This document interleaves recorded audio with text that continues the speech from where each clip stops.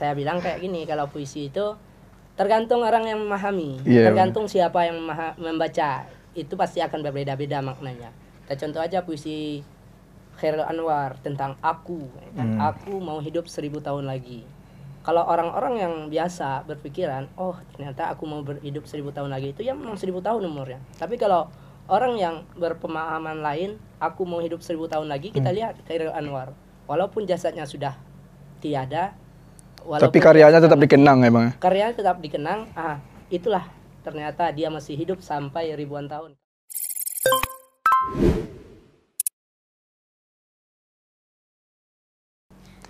Assalamualaikum warahmatullahi wabarakatuh. Kembali lagi bersama kami di podcast DKTV, TV Masa Depan Dakwah dan Komunikasi. Oke, semoga pemirsa DKTV tidak bosan dengan tampang saya yang pada video lalu saya juga hadir di podcast DKTV.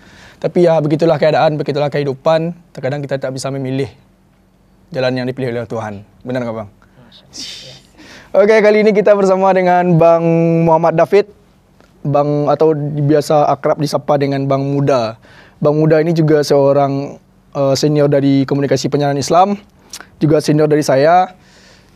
Saya itu terakhir ketemu dengan Bang Muda itu tahun 2020 dan sekarang ditakdirkan kembali oleh Allah untuk ketemu di podcast DKTV. Keren. Oke, langsung kita sapa saja. Selamat malam Bang Muda. Ya, selamat malam. Gimana Bang, sehat? Alhamdulillah sehat. Masya Allah. Abang lagi megang apa tuh Bang? Ini parfum nih. Bagi-bagi Biar Bang. wangi dikit kan. Biar cerah. Parfum Bang Muda. Sponsor. Ini bukan endorse ya? Iya. Boleh ke endorse. Harum sih. Oke, selamat malam Bang Muda. Terima kasih sudah hadir di podcast DKTV. Mungkin Bang Muda bisa memperkenalkan diri dulu kepada pemirsa DKTV tentang siapa sih muda itu siapa? Apakah emang muda atau jiwanya muda atau pemikirannya yang muda atau emang wajahnya yang muda? Selebel. Saya perkenalkan, nama saya Muhammad David ya. Muhammad David. Biasa akrab disapa Muda. Kalau mau akrab ya orang biasanya sapa saya Muda. Tapi kalau kurang akrab ya David kadang. Kadang ada yang lebih akrab panggil sayang ya. Ih, siapa tuh? Ya, gitulah contohnya. Walaupun mungkin usia tidak akan terus muda, yang saya niatkan dari nama ini, nama adalah doa. Semoga semangat saya tetap semangat muda. Begitu juga dengan kawan-kawan sekalian, semoga juga tetap semangatnya semangat muda. Yeah. Karena di sini rata-rata umurnya kan masih muda-muda nih Bang. Yeah. Tapi saya lihat semangatnya sudah semangat tua Bang. Semangatnya semangat muda. Ada saran nggak Bang buat para kru kita nih Bang? Ya, kalau sarannya itu ya apapun aktivitas Anda lakukanlah dengan cinta. Karena dengan cinta semua akan terasa lebih enjoy.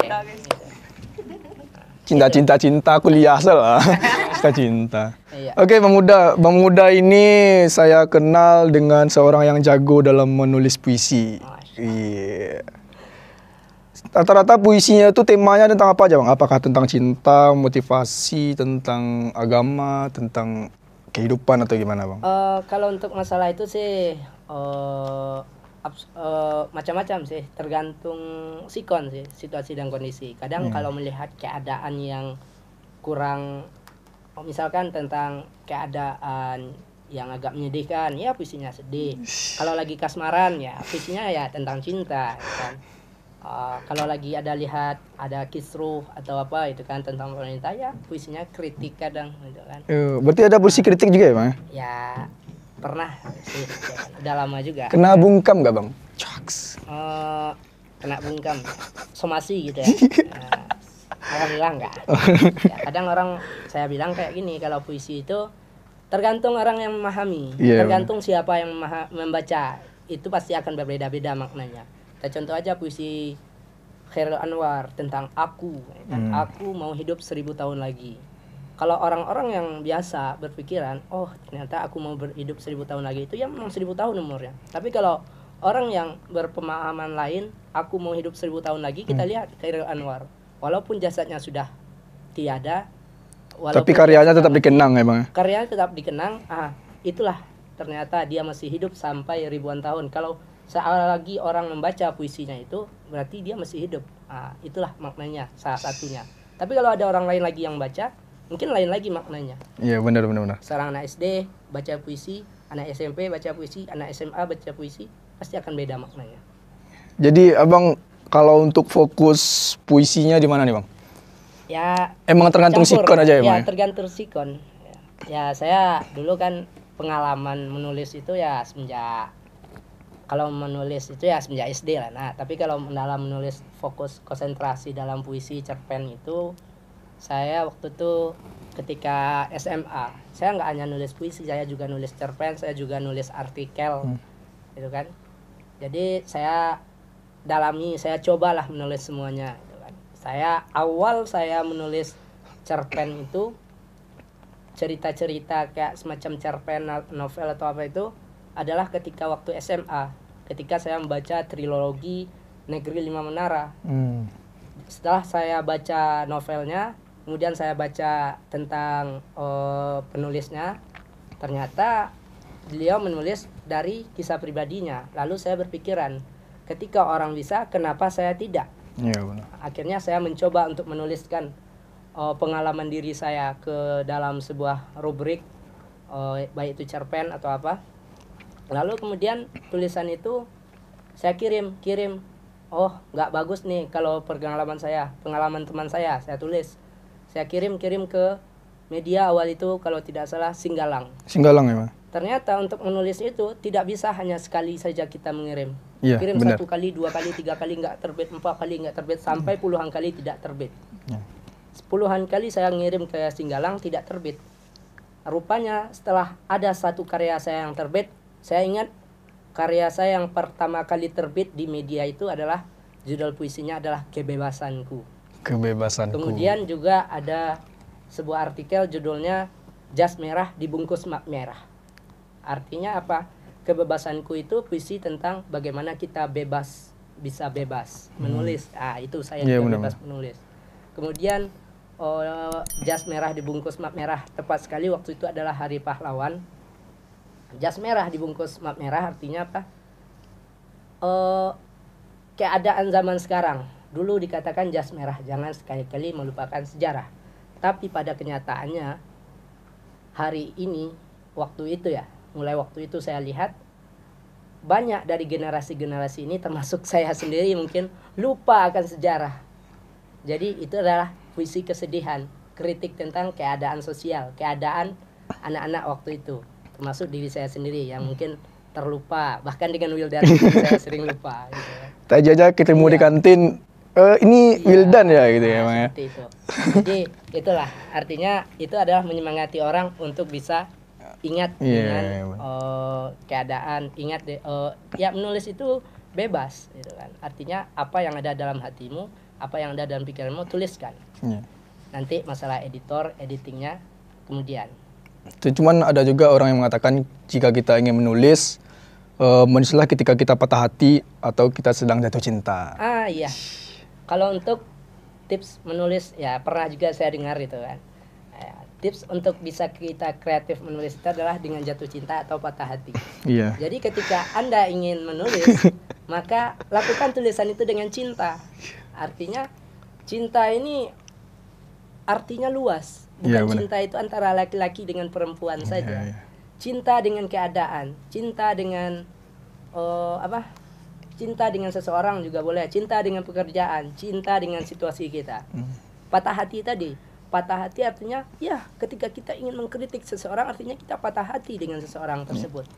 Kita merasa ya antara dua itu, cinta atau benci, cinta atau patah hati. Dengan dua hal tersebut kita akan bisa menulis. Cuman yang lebih kerennya apakah menulis itu ketika sedang jatuh cinta atau sedang patah hati Bang? Yang lebih kerennya gitu kalau menurut Abang? Kalau saya pernah dapat motivasi dari coach saya dulu ya. Katanya gini, usahakan menulis setiap hari minimal 1 kalimat. Kalau tidak ada yang bisa kamu tuliskan, maka tuliskanlah tidak ada yang bisa saya tuliskan hari ini. Kemudian dari kata-kata itu munculkan pertanyaan, kenapa kamu tidak bisa menulis? Nah, itu pertanyaannya. Boleh kamu catat, boleh tidak. Lalu jawab sendiri, karena saya sibuk kuliah. munculkan lagi pertanyaan, apa mata kuliahmu? Oh, saya kuliah statistik, ya kan. Terus apa yang dibahas?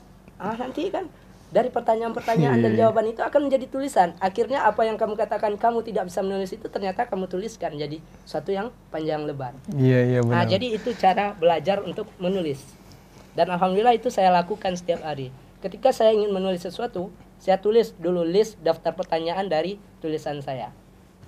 Seperti itu. Oh gitu. Jadi selain sekarang abang masih kuliah, itu kesibukan yang abang lakukan itu apa bang? Apakah abang sibuk mengajar?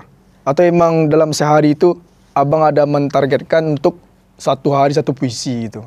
Kalau untuk menulis sekarang saya sih nulis pribadi, ya kan. Nulis pribadi. Saya juga kesibukan kadang ada teman minta tolong dieditkan, ya saya baca tulisannya, edit, ya kan. Kalau dia nggak suka ya oke, ya kan. Tapi kalau suka oke, ya nggak apa-apa. Ya artinya hanya rekan-rekan tertentu yang minta tolong ditulis, diedit atau apa itu. Jadi selain itu abang ada target nggak bang untuk tulisan yang abang bikin gitu bang? Target ya, kalau untuk target tentu ada, itu kan. Saya dulu punya target sebelum saya mati saya harus menulis 1 buku. Alhamdulillah saya sudah nuliskan buku. Tapi jangan mati dulu ya bang? Ya, pokoknya 1 buku sebelum mati, gitu kan. Minimal buku nikah lah. Siap. Oh, kayaknya abang mau nikah tahun depan ya bang? Wallahu alam, doakan. Siap. Ya betul lah. Pokoknya ya kita punya target masing-masing lah, itu kan. Targetkan kan, target jangka panjang, target jangka pendek. Iya. Ya kalau saya sih biasa menulis itu juga, awal dari menulis itu adalah menulis diary. Waktu SMP saya nulis diary. Saya jualan gorengan, nanti pulang jualan saya cerita tuh di diary. Saya jualan gorengan hari ini 40 buah. Cuma laku 30, kan 10 lagi tidak. Lalu ternyata juragan saya baik, 10 itu dikasih untuk saya, gaji saya tetap, 10 lagi dikasih untuk saya makan. Alhamdulillah baik sekali. Besoknya saya bertengkar sama teman di lokal. Saya tuliskan, kenapa si Wildan itu orangnya kayak gini, kok dia musuhi saya. Saya tulis sendiri. Sampai saya pernah jatuh cinta, saya bilang, dia mau nggak sama saya? Saya tulis. Dan ternyata ada yang mau sama abang? Insya Allah. Ya seperti itulah. Terus kalau kamu tidak punya teman curhat, menulis itu juga bisa menjadi teman curhatmu. Ketika kamu diam pendam sendiri, masalah itu akan bengkak di otakmu atau di pikiranmu. Tapi kalau coba kamu alirkan, kamu tuliskan, pasti akan ada rasa lega. Seperti kita curhat sama teman. Kita curhat sama teman, walaupun tidak dapat saran dari dia, pasti akan ada rasa lega karena kita sudah melepaskan. Seperti itu juga menulis itu. Lepaskan semua masalahmu di tulisan. Dan satu lagi, jangan sampai tulisan itu dibaca oleh bestimu. Nanti jadi aib baca sama dia, ketahuan aibmu. Untuk mengenai bahas-bahas tulisan nih bang, abang ada akun sosial media sendiri nggak bang untuk ngupload tulisan yang abang bikin gitu bang? Dulu ada sih, tapi saya udah lama nggak aktif. Kadang cuma lihat-lihat aja, itu kan. Itu ada di website. Kadang juga suka nulis di Instagram buat postingan apa. Kalau ada sempat dibuat kayak semacam picture, gambar itu kan. Dibuat kata-kata itu jadi sebuah semacam kayak slogan, foto atau apa. Kayak quotes gitu ya bang ya. Quotes, ya.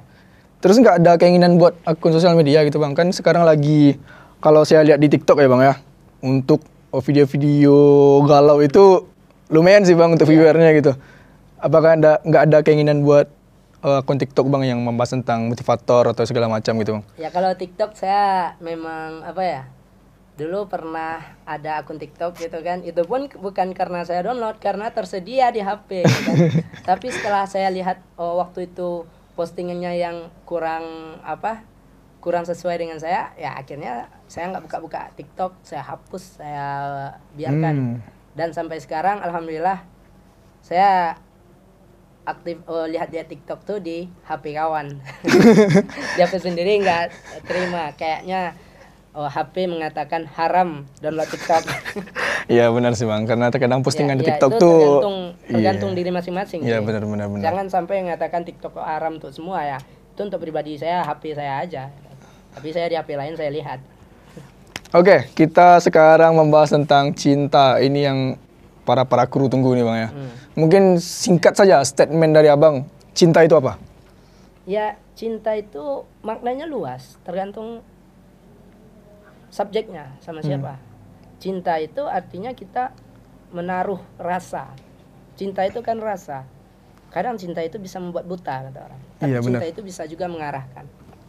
Kalau cinta itu diletakkan di depan, menutupi mata, ya dia akan menghalangi kita. Tapi kalau cinta itu adalah dari hati, diniatkan karena Allah, insya Allah cinta itu akan baik. Jadi kalau cinta baik, Ya, baik juga. Cinta itu tergantung orangnya. cinta Kalau itu ada yang tergantung mengatakan orangnya. cinta itu buruk, ya akan buruk dia. Tapi kalau ada yang mengatakan cinta itu baik, insya Allah akan baik. Jadi intinya gimana seseorang untuk memaknai apa itu cinta? Cinta itu, kadang ada juga cinta itu cerita indah namun tiada arti. Tapi sebaik-baik cinta itu ialah karena Allah. Nah, itu akan menjadi sangat berarti. Cinta karena Allah ya Bang ya? Ya. Saya sudah mencoba cuman nggak bisa Bang. Ah, itu kayak gosok-gosok apa ya, silakan coba lagi yang Ya saya sudah nyoba buat an-nahwi buka fillah tapi nggak bisa. anak webuki lah. Oh iya ya, salah kan? Makanya Bang, salah ya dia. Ya, itu tergantung, itu bahasa Arab ya, gitu. Nyawa sarof ya. Oke, itulah tadi ngobrol-ngobrol kita dengan Bang Muhammad David atau Bang Muda yang akrab disapa Bang Muda. Sebenarnya kami para kru nih Bang mengucapkan terima kasih kepada Ya, Bang Muda sama-sama. udah datang ke DKTV, udah berkunjung ke DKTV dan juga sudah podcast bersama kami di DKTV. Itulah di podcast kita bersama dengan Bang Muda, seorang penulis, seorang motivator, seorang pecinta ya Bang. Pecinta kopi. Oh Bang suka kopi Bang? Iya, espresso, americano, latte. Alhamdulillah, kita satu server. Allah. Kapan-kapan kita ngopi bareng Bang. Boleh. Oke, itulah tadi podcast kita dengan Bang Muda. Kembali lagi di podcast DKTV pada video selanjutnya. Tetap bersama kami di podcast DKTV, TV Masa Depan Dakwah dan Komunikasi. Assalamualaikum warahmatullahi wabarakatuh.